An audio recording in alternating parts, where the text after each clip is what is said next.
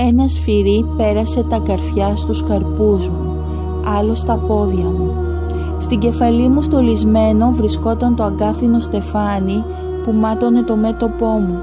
Η πλάτη μου αιμορραγούσε από το μαστίγωμα και τα χτυπήματα των Ρωμαίων. Στα μάτια μου κυλούσε το δάκρυ, όχι για μένα, αλλά για σας. Δίψασα και μου φέρανε οξύ να πιω. Έφερνα την αγάπη και εσείς το θάνατό μου. Εγώ σας λύτρωσα, σας τάισα, σας ανέστησα.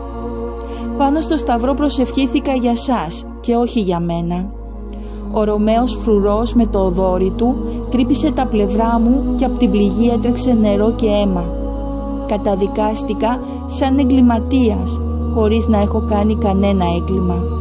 Κι όμως έπρεπε όλα αυτά να τα αντέξω, ώστε να καθαριστείτε από τις αμαρτίες σας. Κι όμως ακόμα αναρωτιέστε αν υπήρξα ποτέ. Κι όμως ακόμα και μέχρι σήμερα με πολεμάτε.